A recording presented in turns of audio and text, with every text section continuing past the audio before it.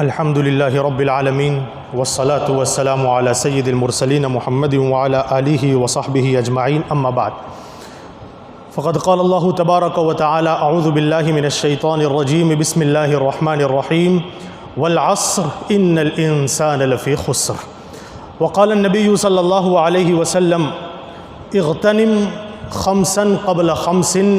وذكر في هذا الحديث وفراغك قبل شغلك او كما قال علیہ الصلاۃ والسلام۔ میرے بہت ہی پیارے طلباء، اس وقت جیسا کہ آپ سب جانتے ہیں کہ تعلیمی سال کا آغاز ہے، اور اس وقت میں آپ سے کچھ مخاطب ہونا اور گفتگو کرنا مشکل بھی ہوتا ہے اور آسان بھی۔ آسان تو اس معنی کر کہ ہم سب ایک ہی کشتی کے سوار ہیں اور تعلیم اور تعلم کے تعلق سے کچھ باتیں آپ کے گوش گزار کرنی ہوتی ہیں۔ اس میں کسی بھی طرح کے تصنع اور تکلف کی اور دقیق اور ثقیل الفاظ کے استعمال کی بالکل بھی ضرورت محسوس نہیں ہوتی، اس لیے کہ ایک باپ اپنے بیٹے سے اور ایک عزیز اپنے دوسرے عزیز سے جب بات کرتا ہے تو بالکل بلا تکلف بات کرتا ہے۔ اور میں کیا آپ کے سارے ہی اساتذہ کرام کے لیے اس موضوع پر بات کرنا کوئی بھی مشکل نہیں ہے، لیکن دوسری طرف مشکل اس لیے بھی محسوس ہوتا ہے کہ اس موضوع پر بات کرنے کے لیے کچھ سالوں کے تجربات کی روشنی میں اور کچھ محدود مطالعے کی روشنی میں اور حضرات اکابر حفیظہم اللہ اور رحمہم اللہ کی باتیں پڑھنے اور سننے کے نتیجے میں کچھ ہلکا پھلکا اور ٹوٹا پھوٹا، جس کو ذخیرہ کہنے کی ہمت تو نہیں ہوتی، محفوظ ہونے کے نتیجے میں کہاں سے شروع کیا جائے اور کہاں ختم کیا جائے،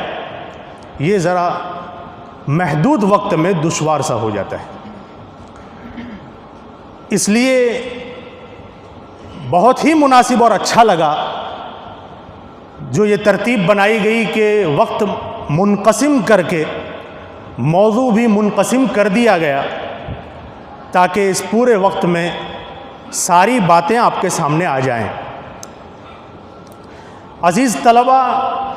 جب بھی تعلیمی سال کا آغاز ہوتا ہے آپ اس راہ کے مسافر ہیں، اور ہماری جو یہ مشرقی تہذیب ہے کہ جب کوئی کسی طویل سفر پر روانہ ہوتا ہے یا ایک لمبے وقت کے لیے اپنے عزیز سے جب جدا ہو رہا ہوتا ہے تو وہ اپنے کسی بڑے بزرگ سے، کسی تجربہ کار سے کچھ نصیحتیں اور وصیتیں حاصل کرنا چاہتا ہے، اور یہ اس مسافر کا حق ہے کہ وہ اس طرح اس نصیحتوں کا مطالبہ کرے۔ یقیناً آپ نے اپنی زندگی کا ایک نیا سفر شروع کیا ہے، آپ کو بھی اس موقع سے بالکل یہ حق حاصل ہے کہ آپ اس راہ کے جو کچھ پرانے ہیں، جن کے پاس کچھ تجربہ ہیں، جنہوں نے اس راہ کے کچھ نشیب و فراز دیکھے ہیں، ان سے آپ نصیحتوں کا مطالبہ کریں اپنی زبان سے، اور آپ کرتے اور درخواست کرتے تو یہ آپ کا یقینی حق تھا، اس پر کسی کو بھی شکایت نہیں ہوتی۔ لیکن آپ کو مزید احسان یہ ماننا چاہیے کہ آپ کے دلوں کے اندر جو یہ جذبے ابھر رہے تھے، آپ کے انتظامیہ نے، آپ کے حضرات اساتذہ کرام نے ان ابھرنے والے احساسات کو محسوس کر لیا اور یہ انتظام فرمایا۔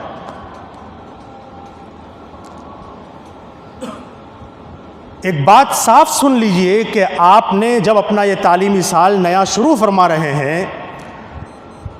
تو آپ صرف ایک درسی کتاب سے فارغ ہو کر کے دوسری درسی کتاب کا ورق نہیں پلٹ رہے ہیں، بلکہ اپنی کتاب زندگی کا نیا ورق پلٹ رہے ہیں۔ اور اس وقت میں آپ کو اس بات کا شدید احساس ہمیشہ کے لیے رہنا چاہیے کہ ہم جب کسی تعلیمی ادارے سے جڑے ہیں تو کسی نہ کسی فائدے کے خاطر جڑے ہیں. یہ پوری دنیا فائدے ہی پر منحصر ہے. اس پوری دنیا میں جس کا کسی سے کوئی تعلق ہے، گاہک کا تاجر سے، تاجر کا گاہک سے، کسی کا بھی باپ کا بیٹے سے جو بھی رشتہ ہے وہ فائدے پر منحصر ہے. اور اسی کو محسوس کیا ہے حضرات انبیاء کرام علیہم الصلاۃ والسلام نے. یہی ایک سہارا ہے دنیا میں جس کے سہارے سے انسان جیتا ہے اور اپنی زندگی گزارتا ہے. اسی فائدے کا احساس اگر نہ ہو دنیا میں، اور خاص کر زمانے طالب علمی میں طالب علم کو،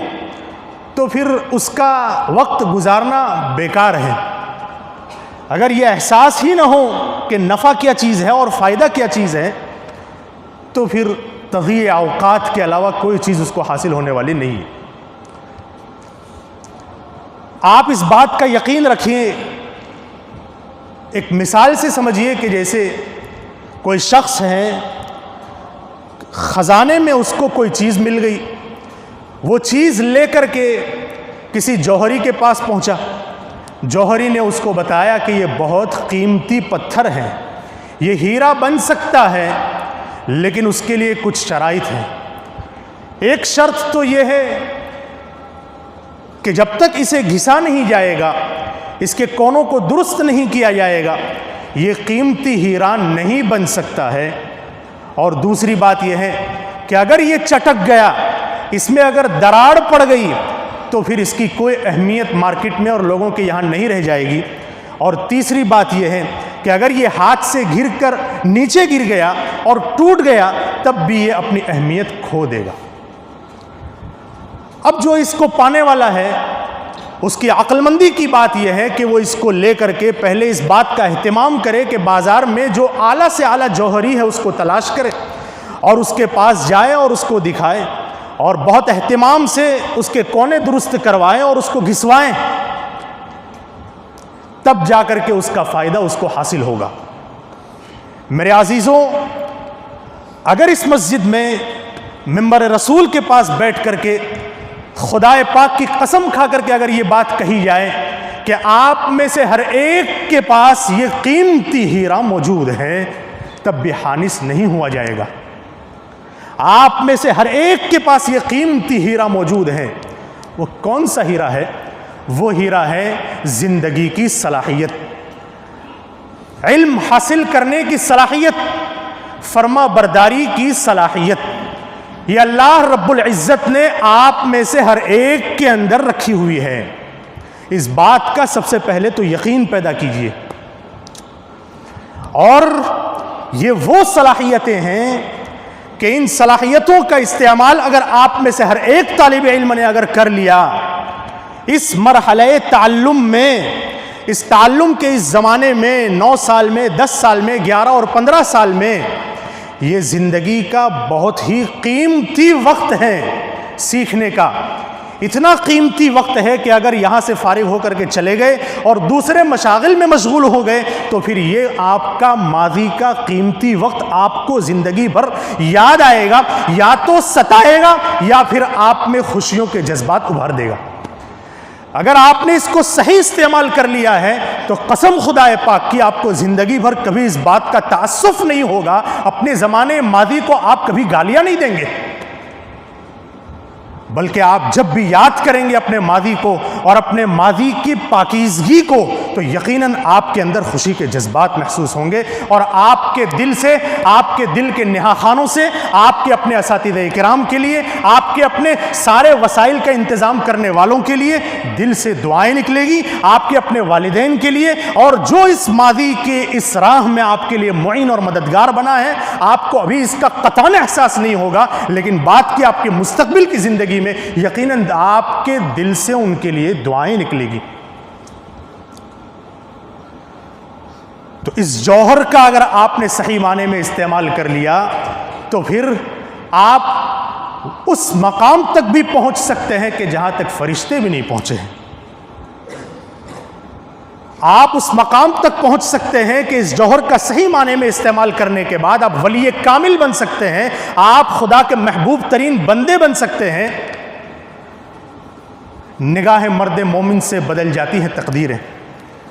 اس مقام تک پہنچ سکتے ہیں کہ اگر آپ کسی بستی میں چلے گئے، آپ کی بستی کے لوگوں کی تقدیر ہی نہیں بلکہ آپ کے شہر کے لوگوں کی، اس سے بڑھ کر کے آپ کے ملک کے لوگوں کی، بلکہ اس سے بڑھ کر کے پوری ملت کے لوگوں کی تقدیر بدل جائے گی۔ یہ جوہر اتنا قیمتی ہے، جہاں کہیں آپ جائیں گے وہاں ایک بہار آ جائے گی، جہاں کہیں جائیں گے اور آپ کے اندر افادیت اور نافعیت کو محسوس کریں گے، قسم خدائے پاک کی آپ کے لیے چشم براہ ہو جائیں گے۔ لیکن ضرورت اس بات کی ہے کہ آپ اس وقت میں مبارکبادی کے مستحق ہیں، آپ سارے ہی عزیز طلبہ جو پرانے ہیں زیادہ تر، بلکہ سبھی سوائے اکا دکا، اس بات پر مبارکبادی کے مستحق ہیں کہ آپ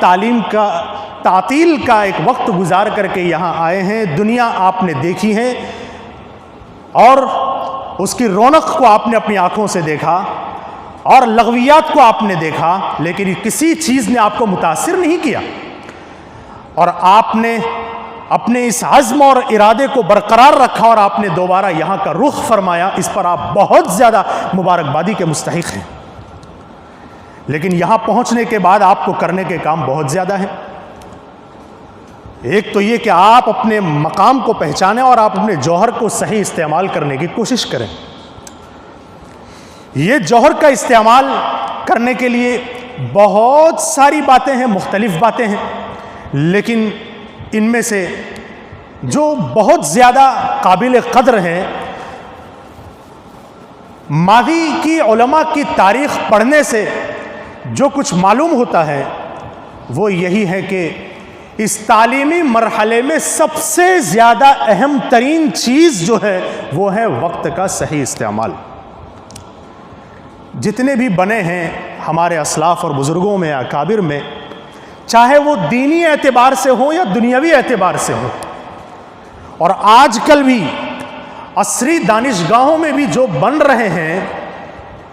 ان میں سب سے بڑا جوہری کردار جو اگر ہوتا ہے تو وہ تنظیم الاوقات کا ہوتا ہے۔ نظام الاوقات جب تک زندگیوں میں نہیں آتا تب تک صحیح معنی میں خدا کی طرف سے ہماری طبیعتوں میں جو ودیت کی ہوئی صلاحیتیں ہیں ان کا صحیح معنوں میں استعمال نہیں ہو پاتا،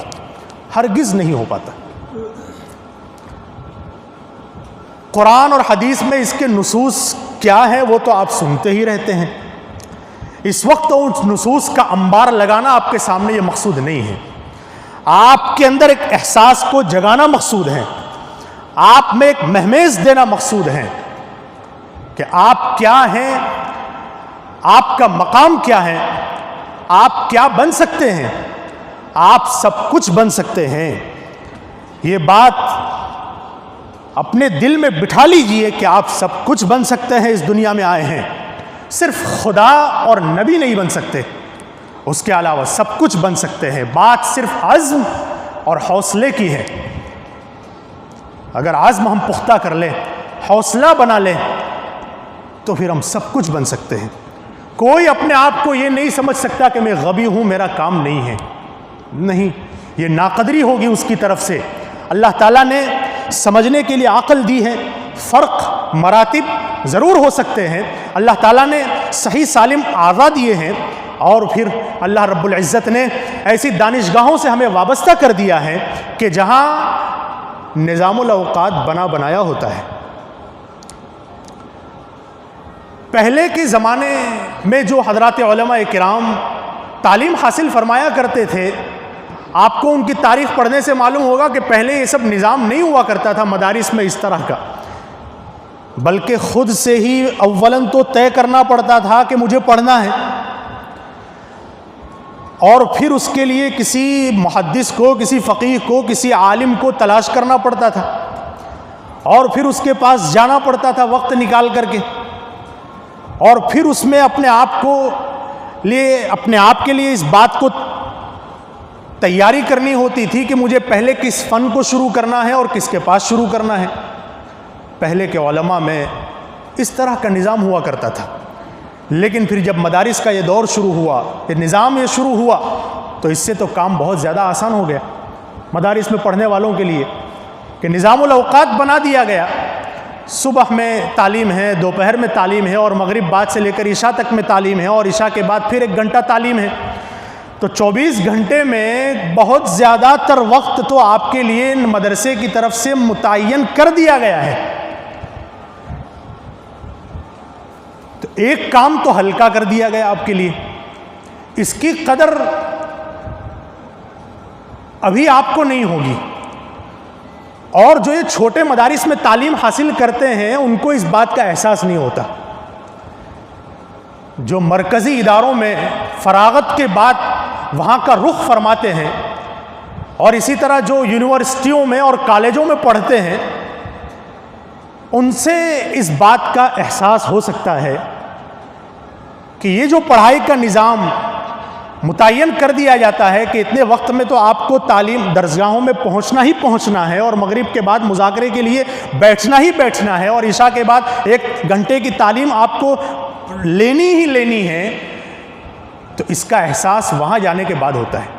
اس لیے کہ وہاں بالکل آزادانہ ماحول ہوتا ہے.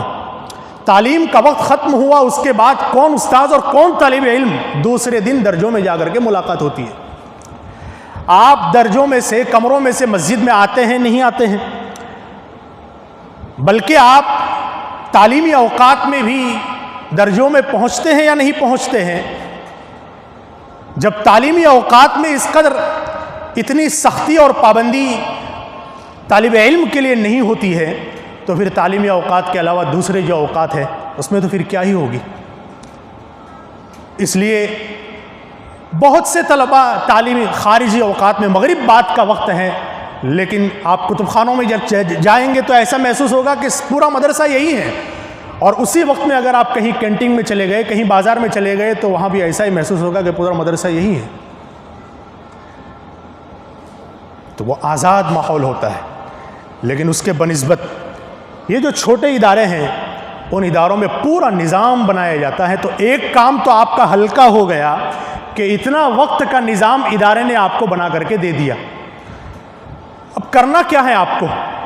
آپ کو جو باقی وقت بچ گیا ہے دوپہر میں کھانے کے بعد سے لے کر ظہر تک کا، عصر سے لے کر مغرب تک کا، اور رات میں عشاء کے بعد جب وقت پورا ہو جائے اس کے بعد کا جو وقت ہے اس وقت کی آپ کو حفاظت کرنا ہے.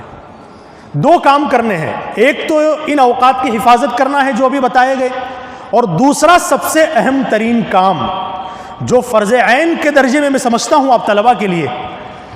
ان اوقات کو اگر آپ نے فرض کفایہ کے درجے میں رکھا جو آپ کے خارجی اوقات ہیں تو اس میں 1 گنا گنجائش نکل جائے گی. لیکن پہلا جو کام ہے وہ یہ کہ ادارے کی طرف سے آپ کے لیے جو اوقات متعین کیے گئے ہیں تعلیم کے، دل کے کان کھول کر کے سن لیجئے کہ اگر اپنے آپ کو بنانا چاہتے ہیں، مستقبل کا ستارہ روشن اگر بنانا چاہتے ہیں، اگر آپ یہ چاہتے ہیں کہ آپ اپنی قوم کے افراد کے لیے ایک نافع اور مفید انسان بن کر یہاں سے جانا چاہتے ہیں، تو ادارے کی طرف سے جو اوقات متعین کیے گئے ہیں اس میں تو آپ کو جانا ہی جانا ہے. اس میں تو کوئی چھٹکارا ہی نہیں ہے آپ کے لیے. نہ کمرے میں سو سکتے ہیں، نہ ادھر ادھر بھٹک سکتے ہیں. تو پھر کرنا کیا ہے اس میں کرنا یہ ہے کہ ان اوقات کو بیداری کے ساتھ میں، مکمل ادب و احترام کے ساتھ میں صحیح استعمال کرنا ہے. اوقات تو آپ استعمال کرتے ہی ہیں، وہ تو کرنا ہی ہے، اس کے بغیر چھٹکارا نہیں ہے. لیکن ہوتا کیا ہے؟ غفلت، سستی، سو رہے ہیں. بیداری کے ساتھ میں آپ نے اگر ان درسی اوقات کا استعمال کر لیا اور انہی درسیات پر اگر آپ نے اکتفا کیا اور خارجیات میں آپ نے اپنے آپ کو اگر مشغول نہیں بھی کیا، تو قسم خدائے پاک کی آپ کی استعداد بننے کے لیے آپ کے مستقبل میں یہ چیزیں انشاءاللہ کافی ہو جائے گی. اس لیے کہ جو حضرات ہمارے علماء سلف گزرے ہیں انہوں نے اپنے آپ کو درسیات میں اتنا مضبوط، اس لیے کہ آپ کی درسیات میں ہی تو ساری جوابات موجود ہیں. آپ کی درسیات ہی میں تو قرآن و حدیث ہے، اور اسی قرآن و حدیث کو سمجھنے کے لیے یہ ابتدائی علوم صرف، نحو، منطق، بلاغت وغیرہ سے آپ کو گزارا جاتا ہے. اور یہ 9 سالہ تعلیم کا پورا نظام بنایا گیا ہے. اتنا مستحکم نظام ہے کہ اگر اسی نظام میں پڑھائے جانے والی ان ساری کتابوں میں اور ان کے لیے جو اوقات متعین کیے گئے ہیں انہی کو اگر آپ نے بیدار مغزی سے اگر استعمال کر لیا، قسم خدا پاک کی آپ کی استعداد اتنی مضبوط ہو جائے گی کہ جیسے شیخ الاسلام گزرے ہیں، حجت الاسلام گزرے ہیں، حکیم الاسلام گزرے ہیں، آپ میں سے بھی ہر ایک فرد ان کے مقام تک ضرور بھی ضرور پہنچ کر رہے گا۔ بس شرط یہ ہے کہ آپ اپنے دل پر اس بات کو تھام لیں اور گرہ باندھ لیں کہ ہمیں ان اوقات کو کم سے کم درجے میں پوری بیداری کے ساتھ میں استعمال کرنا ہے، اور حضرات اساتذہ کرام سے درس میں جو بھی بات سنیں، کوئی بات بغیر سمجھے آگے بڑھنے کی ہرگز کوشش نہ کی جائے، بات کو سمجھنے کی عادت ڈالی جائے۔ سال کی ابتدا ہے، کوئی بات بغیر سمجھے نہ گزارے۔ ابھی سے اس کی عادت ڈالیں گے تو پھر آپ کی عادت بن جائے گی سمجھ کر سال گزارنے کی۔ سال کے شروع میں 2-3 بحثیں ایسی آ گئی کہ سمجھ میں نہیں آ رہی ہے اور آپ نے اس کو چھوڑ دیا، بوجھ پڑ رہا ہے سمجھنے کے لیے، تو آپ پھر آگے چل کر اسی کے عادی بن جائے گے کہ نہیں سمجھنا ہے، اور پھر شیطان بھٹکائے گا کہ آئندہ سال محنت کر لیں گے، پھر آئندہ سال آئے گا نئے جذبے اور نئے ولولے کے ساتھ میں تشریف لائیں گے،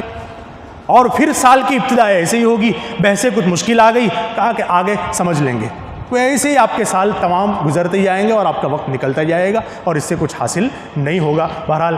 وقت پورا ہو چکا ہے، دعا کرتے ہیں اللہ تعالیٰ کہنے سننے سے بہت زیادہ عمل کرنے کی توفیق نصیب فرمائے۔ وآخر دعوانا الحمدللہ رب العالمین۔